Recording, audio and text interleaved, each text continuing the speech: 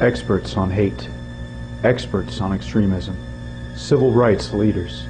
Whenever journalists mention the Anti-Defamation League, they are always referred to as one or more of the above. The Anti-Defamation League of B'nai B'rith, or ADL for short, has long been thought of as the organization leading the fight to eradicate anti-Semitism and hate. But perception, especially mass media-induced perception, is not always reality. For there is another side to the ADL, a darker, more sinister side.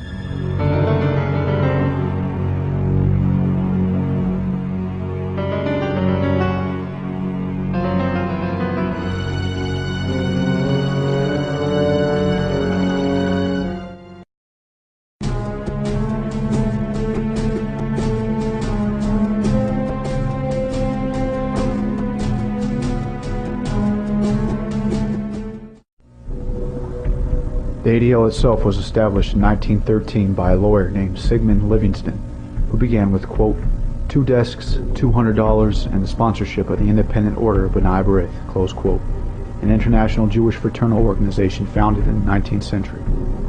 The establishment of the ADL was in response to the hanging of Leo Frank. Between April 26 and 27, 1913, Leo Frank raped and killed a little girl named Mary Fagan. There was a great deal of publicity about the case at the time, and ultimately, Frank was sentenced to death for this heinous crime. However, the Georgia governor, John Slayton, in his last day of office, commuted Frank's death sentence after a great deal of behind-the-scenes dealing. This absolute corruption enraged the locals so much that they took Frank and hung him themselves. The ADL's goal was to provide a counter to any extant anti-Jewish feeling in order to prevent vigilantism of a similar nature in the future, and in its own words become, quote, the nation's foremost champion in the struggle against anti-Semitism, close quote. Since then it has grown into a national nonprofit organization that took in $46 million in revenues in 1998 and employs 200 people in its New York headquarters alone.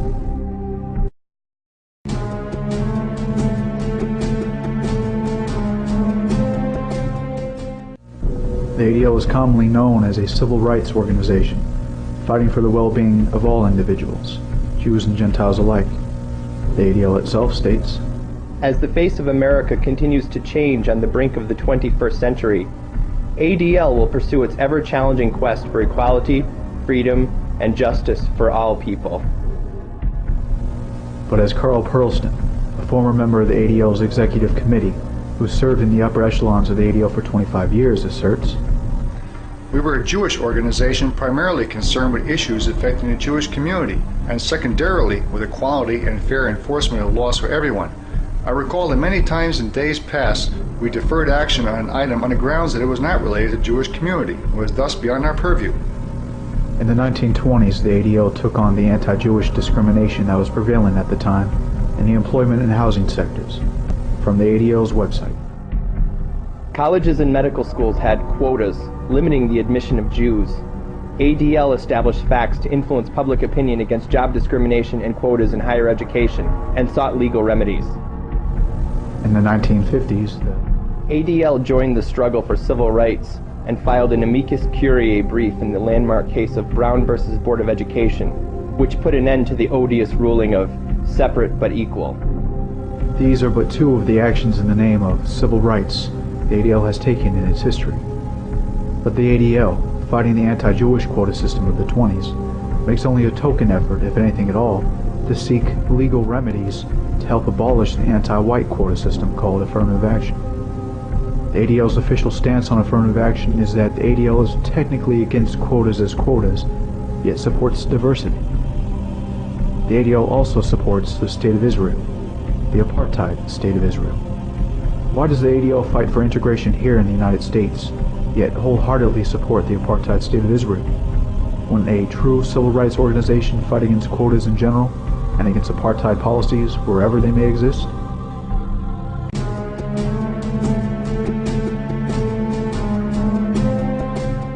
Cunning indeed, ADL. An anti-defamation league that commits defamation. This is from the July 30th, 2002 Jail News Journal.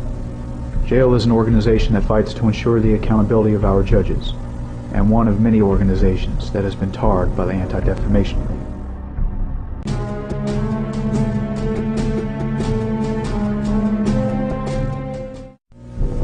The ADLs presented to the American public as experts on extremism as well as hate. Yet after smearing participants of the Homeland Security Expo as extremists, the ADL's director of fact-finding, Mark Piktovich, revealed, I don't know that the ADL has a formal definition for the term extremist. gun owners, true American patriots, survivalists. All the participants in an event the ADL considers outside of the mainstream are labeled extremist by an organization that doesn't even have, quote, a formal definition, close quote, of this pejorative.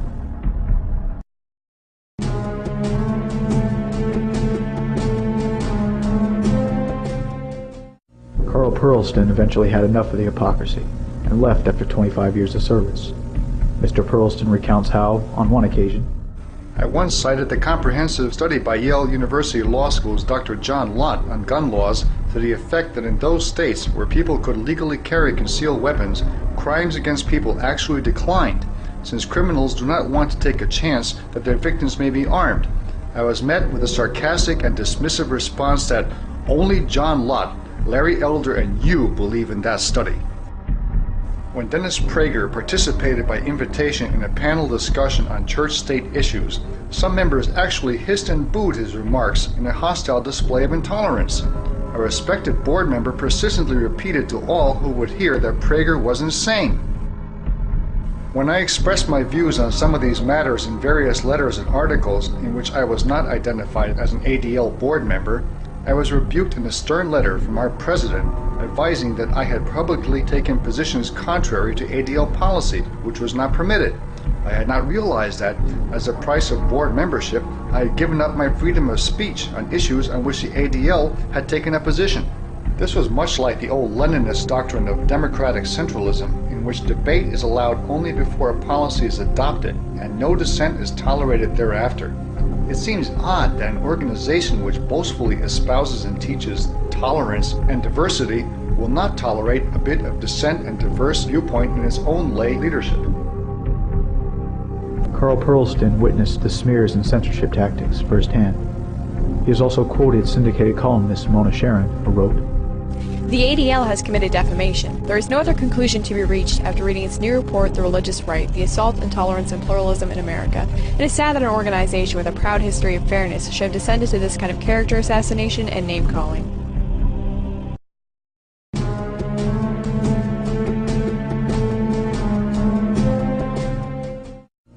Witness the ADL's report, The Religious Right, The Assault on Tolerance and Pluralism in America. The Christian Coalition broke down the, quote, shoddy research, close quote, in their article, How the Anti-Defamation League Systematically Smears Conservative Christians.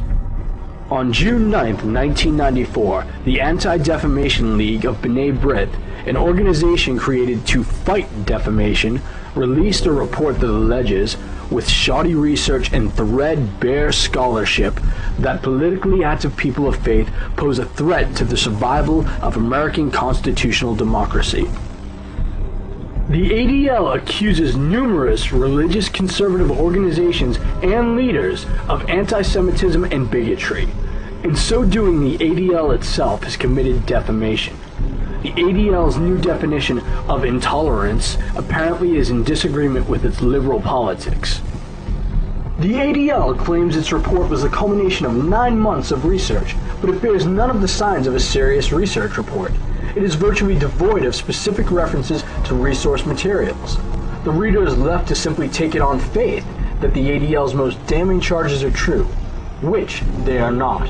In fact, much of the ADL's report is simply a retread of materials, some over a decade old, from groups like People for the American Way, Americans United for the Separation of Church and State, the Institute for First Amendment Studies, and other groups that long have had political axes to grind against religious conservatives. Most disturbing, the ADL never contacted the Christian Coalition to get its response to their unfounded charges, nor did the ADL try to ascertain the accuracy of many of the quotations used in their report. Instead, the report is filled with gross inaccuracies of fact. Quotations are listed without attribution, while others are listed, incredibly, as coming from the Library of People for the American Way. A quotation from Pat Robertson on church-state separation has no source listed at all. of 28 quotations attributed to Paul Weyrich, founder of the Washington-based Free Congress Foundation, 22 have no source to the quote. One of the most disturbing aspects of the ADL's report is its propensity to lift words out of context so as to distort their original meaning.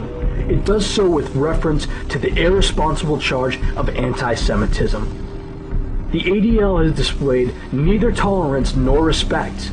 Instead, it is engaged in a partisan campaign of innuendo, half-truths, and outright falsehoods.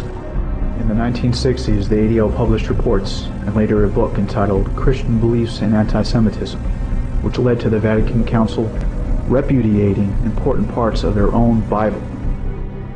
The Vatican Council adopted its statement on the Jews, repudiating Jewish guilt in the death of Jesus and denouncing, quote, hatred, persecutions, displays of anti-Semitism directed against Jews at any time by anyone, close quote.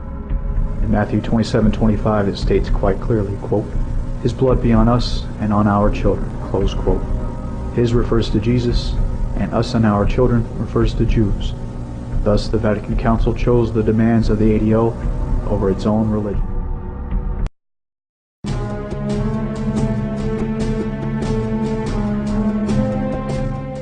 Some of the victims of ADL smears actually fight back, not just via writing, but in court as well.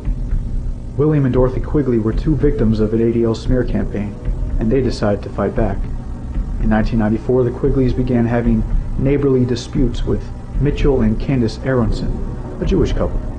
The Aronsons got the ADL involved, alleging that the Quigleys, quote, were plotting to drive them out of the neighborhood because they were Jewish, close quote, based on some comments they illegally recorded the Quigleys saying on their cordless phone. The ADL consulted with the district attorney and advised the Aronsons to continue the illegal recordings for another 6 weeks. In December of that year, the Aronsons filed charges against the Quigleys, and the ADL immediately began its smear campaign. The case unraveled quickly, and was eventually dropped. The Quigleys then went after the ADL and won one of the largest defamation awards ever in Colorado, more than $10 million. U.S. District Judge Edward Nottingham wrote on March 31st in a 46-page order and memorandum of decision obtained by the Forward, an English version of the Yiddish newspaper from New York. Based on its position in history as a well-respected civil rights institution, it is not unreasonable to infer that public charges of anti-Semitism leveled by the ADL will be taken seriously and assumed by many to be true without question. In that respect, the ADL is in a unique position of being able to cause substantial harm to individuals when it lends its backing to allegations of anti-Semitism. The large damage award will, at a minimum, provide a deterrent effect against the ADL from engaging in future conduct involving the use of intercepted telephone conversations to pursue a civil lawsuit against persons perceived to be anti-Semitic.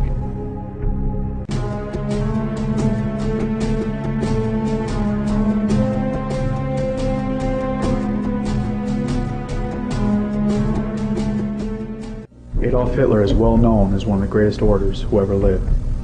So it was natural that a video collection to be released by Sony entitled The Speeches Collection would feature this man. The ADL protested this move, and in a press release stated, In response to a protest by the Anti-Defamation League, a division of Time Warner and Sony has agreed to remove a video on Hitler from a catalog offering a collection of, quote, some of the greatest speeches delivered by world leaders, close quote. The company assured ADL that in the future it would revise its catalog proofing process as well. The League praised such prompt action. Hitler may well be thought of as the most evil being to ever walk the planet. So the actions of the ADL shouldn't really offend very many people. Or should a well-liked individual such as Mel Gibson be given the same treatment? Mel Gibson decided, in a tribute to his faith, to make a movie about Jesus' last days originally entitled The Passion. This movie was to be based completely on the Bible, the original Bible that existed until a few decades ago, when it was modified to be more Jewish-friendly, more politically correct. The crucifixion of Jesus was a Jewish affair, according to this politically incorrect Bible. The ADL started the anti-Gibson propaganda after a group of Christian and Jewish scholars reviewed the script of the movie and didn't feel it was politically correct enough. Gibson initially decided to stand his ground. Eventually, Gibson caved in under the smears of anti-Semitism and not only stated he would modify the movie to omit Matthew 27:25, for example, but also decided to launch the Jewish Initiative, to recruit Jewish and Christian leaders to, quote, discuss the film's effects on Christian-Jewish relations, close quote. However, on January 22, 2004, the Associated Press ran an article that exposed the fact that 8 Foxmen and another Jewish leader posed as pastors and, quote, paid their way in, close quote, to a special screening of the movie. They were horrified that Mel Gibson dared to not modify the Bible of his religion to accommodate their demands. The president of the Catholic League, a civil rights organization for Catholics, William A. Donahue, has demanded that Abe Foxman and the ADL publicly apologize for one of the more vicious defamations they've hurled at Christians over this movie. As of the completion of this documentary, the anti-Gibson propaganda was still in full swing.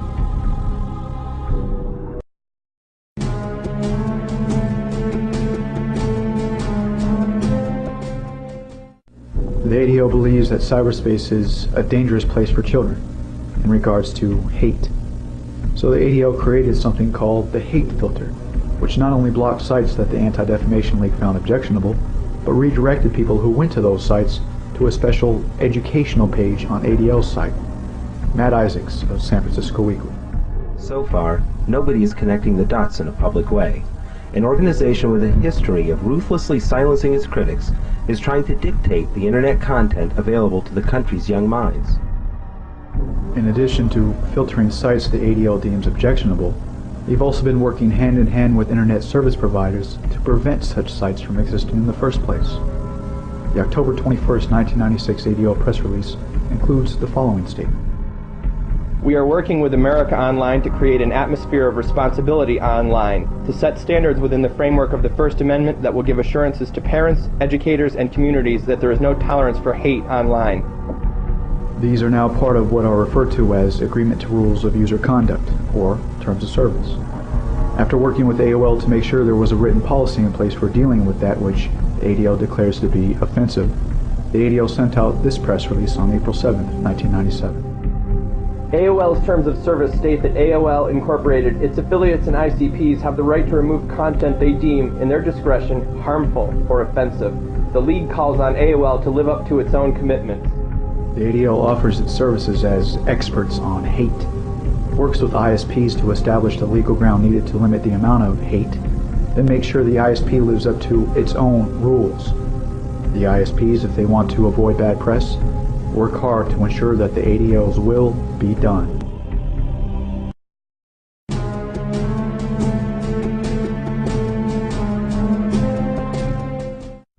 In July 1992, Chicago Public Library research librarian David Williams presented his well-documented case of anti-Palestinian censorship and all-around genocidal treatment by Israel to the American Library Association.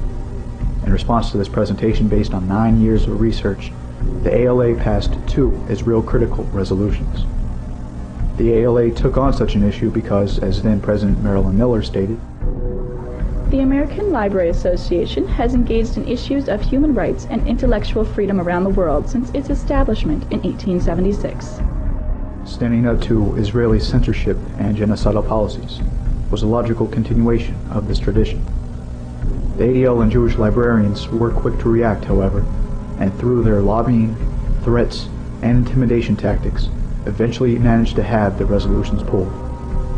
Jeffrey Blankford, in his article entitled "An Act of Censorship, American Library Association Becomes Another Israeli-Occupied Territory," wrote, in a statement following the rejection of the resolution, Williams pointed out the implications of the entire issue. Quote, "The significance of ALA's breaking with the public taboo on criticizing Israel was taken very seriously by the Anti-Defamation League and other Israel lobby groups whose role is to censor, intimidate, and otherwise stifle public criticism of Israel in the United States. It is precisely because of the importance of U.S. aid that they could not afford to let Israel be criticized in such fashion by a mainstream professional organization." Close quote. A law professor at the University of Illinois named Francis Boyle felt, quote, the ADL's wrath, close quote, after he and a colleague began giving lectures critical of Israel. ADL members would attend the lectures and shout Boyle down. Boyle stated, I was really surprised. Here I thought the ADL was this great civil rights organization, and that they're doing these things that are totally antithetical to what academic freedom is supposed to be about.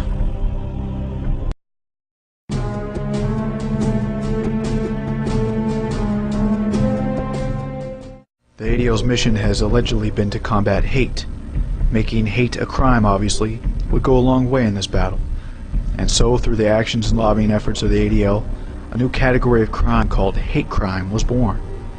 The Fifth Amendment guarantees protection from double jeopardy, that is, being punished for the same crime more than once. The First Amendment guarantees the right to freedom of speech and thought. Hate crime legislation effectively negates both amendments. As Carl Perlston wrote, This focus on eliminating hate logically led to the creation of hate crimes, in which a two-tier system of criminality was created. 1. Those who commit crimes of violence for any reason other than hate, and 2. Those who do injuries solely because they hate the status or class of the victim, race, sex, nationality, religion, disability, occupation, sexual orientation, etc. Criminals of the latter class are punished more severely than those of the former, even though both may commit the same violent crime. The punishment is levied on the thought or feeling or state of mind of the criminal and not the action, in keeping with the emphasis on eliminating and punishing hateful thoughts and feelings. Creating preferred classes of crime victims is not a proper function of the American criminal justice system, nor does it seem desirable to federalize and supplant state criminal law enforcement, which is what results from enacting hate crime legislation at the federal level. The concept of hate crimes inevitably leads to that of hate speech, in which offensive, insensitive, or hurtful speech is legally banned. On January 16, 2004, ADL officials in Florida bragged about the fact that Florida's hate crime laws, quote, were written by the ADL and passed by Florida legislation in 1989. The ADL itself wrote in the introduction to their 1999 Hate Crimes Laws article, ADL has long been in the forefront of national and state efforts to deter and counteract hate-motivated criminal activity. In June 1993, the United States Supreme Court upheld a Wisconsin hate crime statute that was based on model legislation originally drafted by the Anti-Defamation League in 1981.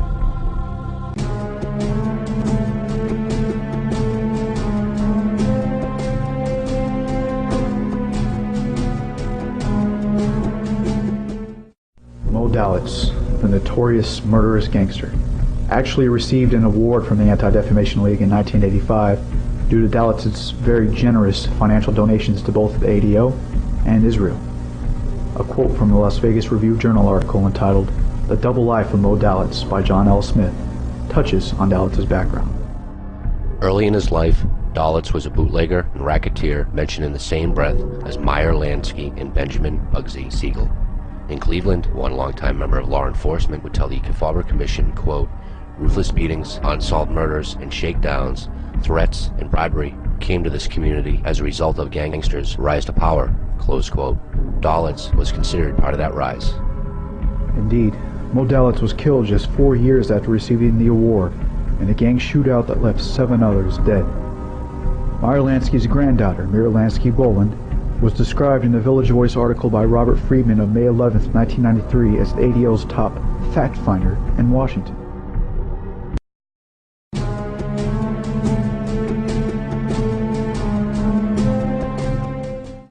Jonathan Pollard, while working at the Navy's Anti-Terrorist Alert Center, stole thousands of pages of classified documents for Israel, which, according to federal prosecutors, quote, could fill a room the size of a large closet, 10 feet by 6 feet by 6 feet, close quote.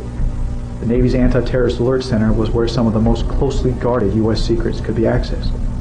Pollard was sentenced to life in prison as a result of this massive espionage. Robert Friedman wrote in the Village Voice, Pollard's handler was Avi Sella, an Israeli Air Force colonel whose wife worked for the New York ADL as a lawyer. Pollard later wrote to friends that a prominent ADL leader was deeply involved in the Israeli spy operation. The ADL was not disbanded or otherwise punished for their role in this spy case.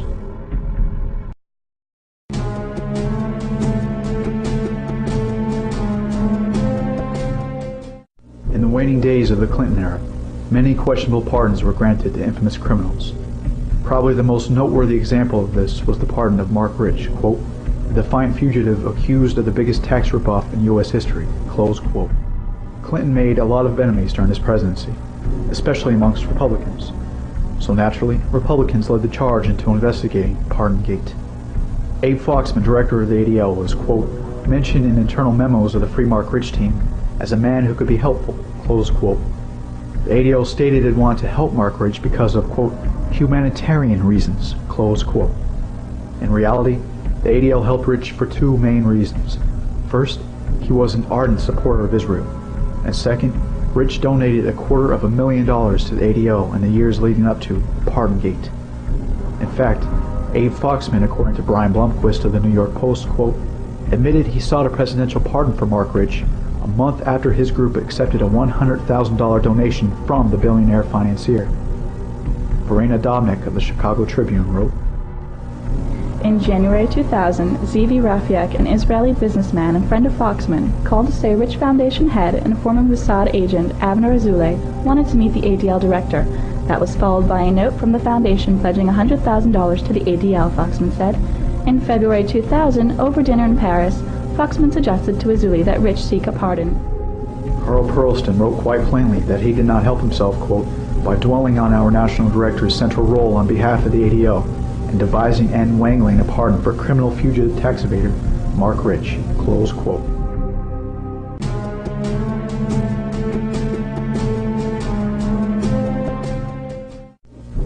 The ADL's connection with spy extraordinaire Jonathan Pollard, as written by Robert Friedman, deserves to be mentioned again. In 1987, the ADL came under FBI scrutiny in the wake of the Pollard spy scandal.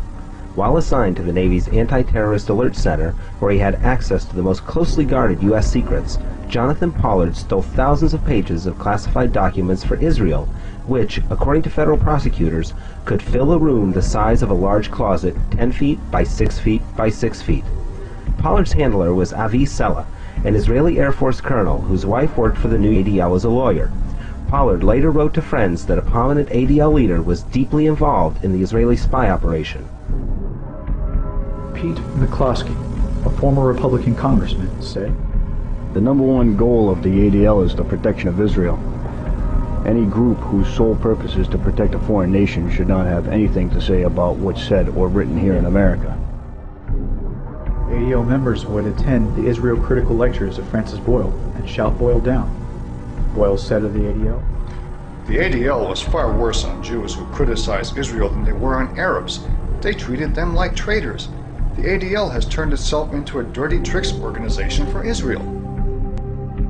Just as the NKVD persecuted Russians and Ukrainians, just as the Joint Terrorism Task Force persecutes Americans, and just as the Gestapo persecuted Germans, the ADL persecutes enemies, Jews and Gentiles alike, of its state, the State of Israel.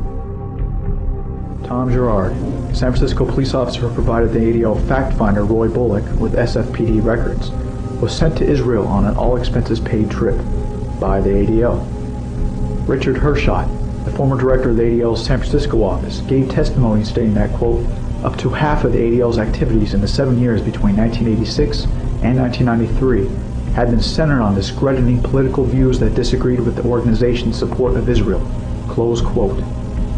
Carl Perlston states quite plainly, the ADL has always been a firm and loyal supporter of Israel. Lenny Brenner met a man named Erwin Swall and later discovered, after a night of drinking, that Mr. Swall was the ADL's top fact finder at the time. Mr. Brenner was told that the group he supported, the leftist National Association for Irish Justice, had enemies of Israel within it. In other words, the National Association for Irish Justice was being spied on by the ADL for Israel. In its October 4th, 1999 press release, the ADL, quote, expressed concern, close quote, about Austria's Patriotic Freedom Party, a party the ADL smears as, quote, right-wing, xenophobic, anti-Europe, close quote. The Freedom Party wants, among other things, some immigration control and the right of the Austrian people to decide what's best for them. Contrast this with ADL's non-stance on the National Union, an Israeli political party that advocates and is working for the transfer of Palestinians from Israel. ADL has yet to issue a press release denouncing the extreme, right-wing, xenophobic, anti-Gentile National Union. In fact, one need go no further than the ADL's own website for abundant proof of their unabashed support of Israel. The ADL gives advice on how to lobby our politicians for Israel. They even refer to Israel as the Jewish state, the very same Israel that has stockpiled and illegal cache of weapons of mass destruction. that has been carrying on a policy of ethnic cleansing against Palestinians, that attacked the USS Liberty in 1967, killing more than 30 American sailors, that has been the world's leader in the white sex slave trade as written about in the Jerusalem Post magazine of June 16, 2000, and so much more.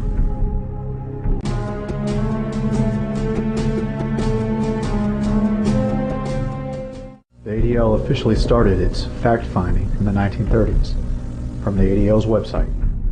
During this decade, ADL began its major fact-finding operation and began accumulating its famous storehouse of accurate, detailed, unassailable information on extremist individuals and organizations. ADL expanded its staff and began to monitor and investigate the rapidly multiplying fascist groups in the U.S. The fact-finding wasn't just limited to accumulating information.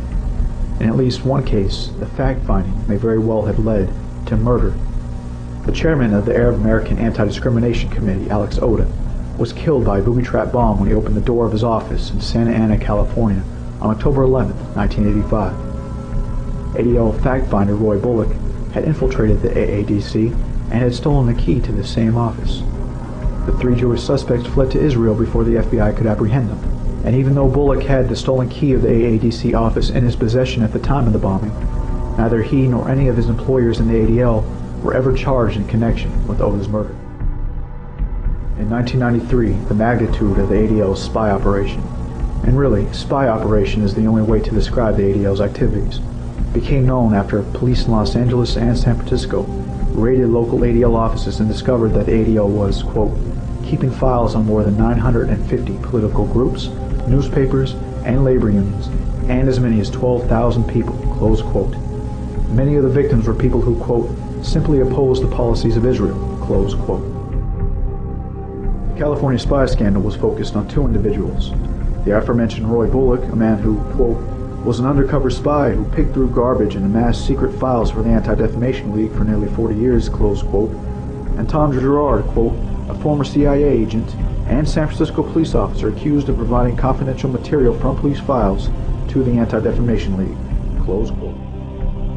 Tom Girard, the ADL's contact in the SFPD, after fleeing to the Philippines, left behind a briefcase that contained, among other items, extensive information on death squads, a black hood, apparently for use in interrogations, and photos of blindfolded and chained men. Investigators suspect that Jared and other police sources gave the ADL confidential driver's licenses or vehicle registration information on a vast number of people. Despite each case of obtaining such information from police being a felony, and added up, thousands of felonies were thus committed, one veteran police officer astutely predicted, mark my words, this is going to be obfuscated, obliterated, and desecrated. It's going to be a classic study in how things get covered up. You don't do Jewish people in San Francisco. It's not PC, especially when you have 2 U.S. senators who are Jewish, and the city's chief of protocol is Dick Goldman, a prominent fundraiser in the Jewish community. And this police officer was right, Matt Isaacs.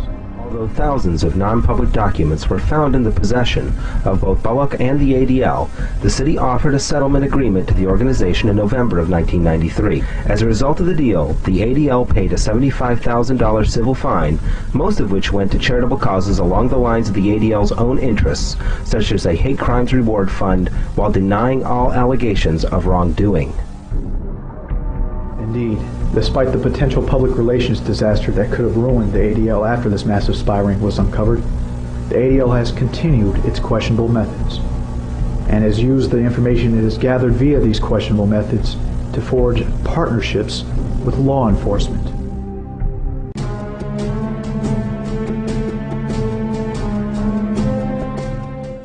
In addition to bribing law enforcement officers to give them confidential files as part of their spy operations, the ADL has also been working overtly with law enforcement, getting paid large amounts of money to train police officers and government officials.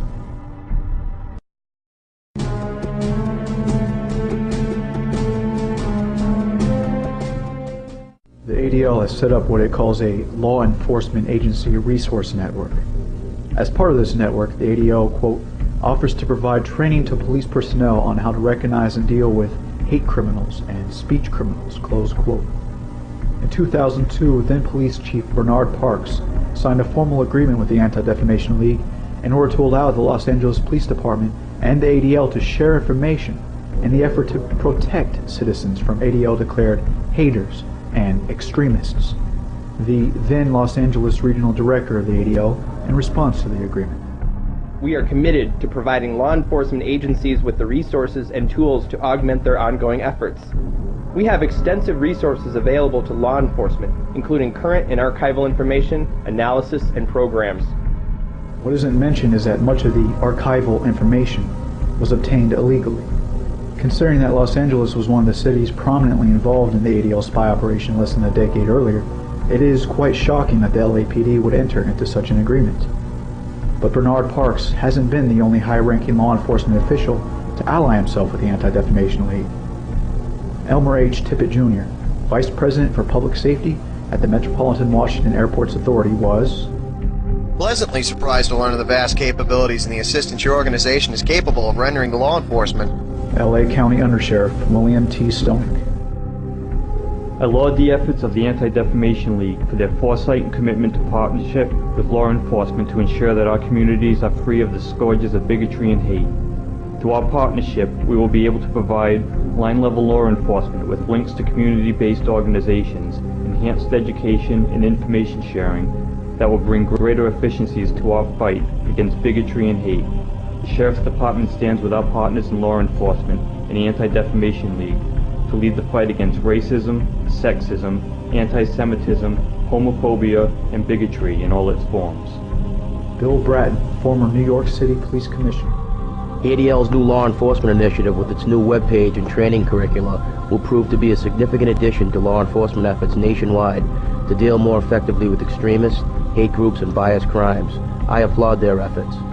Chief Donald Martin, President, Bergen County Police Chiefs Association, and Chief, Edgewater, New Jersey Police Department. Freedom from fear and hate is guaranteed under the U.S. Constitution. Every law enforcement official guarantees he will do his best to protect and defend those freedoms. In the conquest of fear and hate, too often the tools upon which law enforcement relies on fall short. This is why I'm sincerely thankful to ADL for providing these essential tools to get rid of the fear and hate. CIA Deputy Director for Intelligence, Johnny McLaughlin. For 9 decades, the ADL has fought hatred and intolerance and prejudice and discrimination here in America and abroad. Director of the FBI, Robert Mueller, in May 2002. We in the FBI tremendously value your perspectives and your partnership. Your insights and research into extremism are particularly helpful to us, shedding light on the changing nature of the terrorist threats facing America.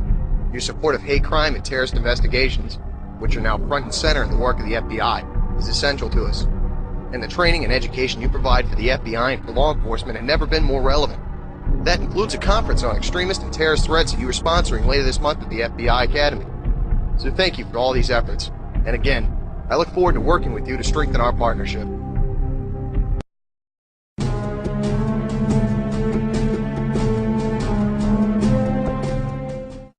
The Law Enforcement Agency Resource Network also includes training on how law enforcement can better protect American citizens from extremists and haters.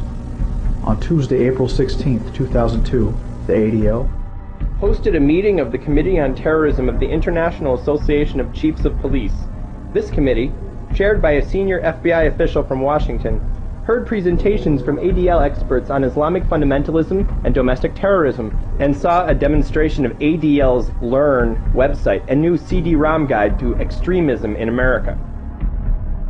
In October 2002, the ADL sent out a press release in which they declared, by the end of 2002, more than 1,000 Colorado police officers will have completed the Anti-Defamation League's anti-bias training.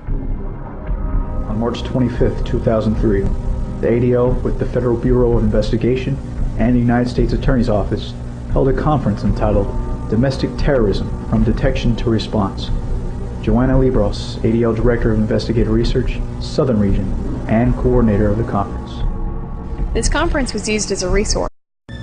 Experts on hate, experts on extremism, civil rights leaders.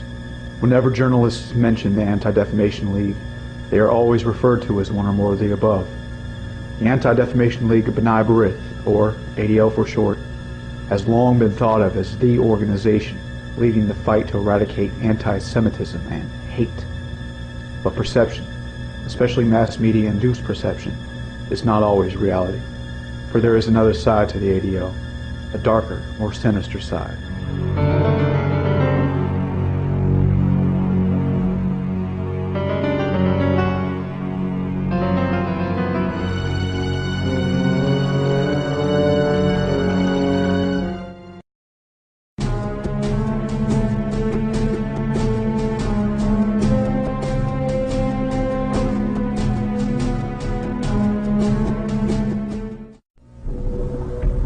The ADL itself was established in 1913 by a lawyer named Sigmund Livingston, who began with, quote, 2 desks, $200, and the sponsorship of the Independent Order of B'nai B'rith, close quote, an international Jewish fraternal organization founded in the 19th century. The establishment of the ADL was in response to the hanging of Leo Frank. Between April 26 and 27, 1913, Leo Frank raped and killed a little girl named Mary Fagan. There was a great deal of publicity about the case at the time, and ultimately, Frank was sentenced to death for this heinous crime. However, the Georgia governor, John Slayton, in his last day of office, commuted Frank's death sentence after a great deal of behind-the-scenes dealing. This absolute corruption enraged the locals so much that they took Frank and hung him themselves.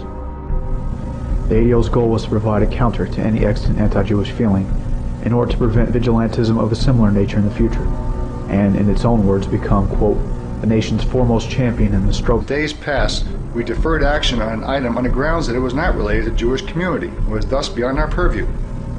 In the 1920s, the ADL took on the anti-Jewish discrimination that was prevalent at the time in the employment and housing sectors. From the ADL's website. Colleges and medical schools had quotas limiting the admission of Jews. ADL established facts to influence public opinion against job discrimination and quotas in higher education, and sought legal remedies. In the 1950s, the ADL joined the struggle for civil rights and filed an amicus curiae brief in the landmark case of Brown versus Board of Education, which put an end to the odious ruling of separate but equal. These are but two of the actions in the name of civil rights the ADL has taken in its history. But the ADL, fighting the anti-Jewish quota system of the 20s, makes only a token effort, if anything at all, to seek legal remedies to help abolish the anti-white quota system called affirmative action. The ADL against anti-Semitism, close quote. Since then it has grown into a national non-profit organization that took in $46 million in revenues in 1998 and employs 200 people in its New York headquarters alone.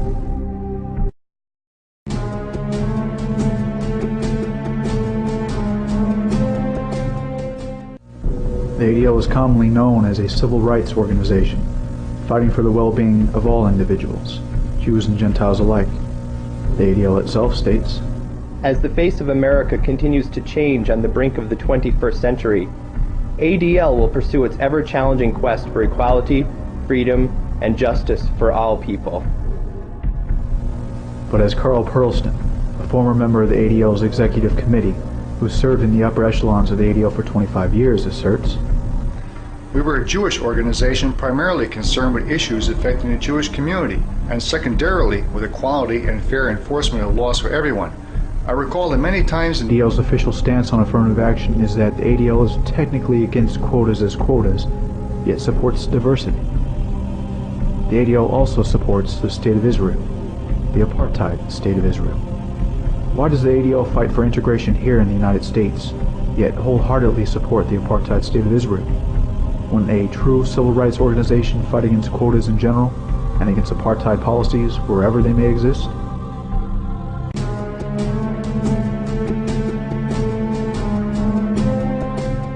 Cunning indeed, ADL, an Anti-Defamation League that commits defamation. This is from the July 30th, 2002 Jail News Journal.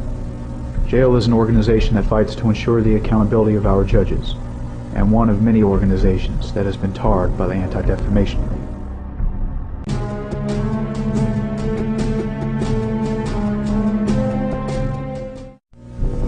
The ADL is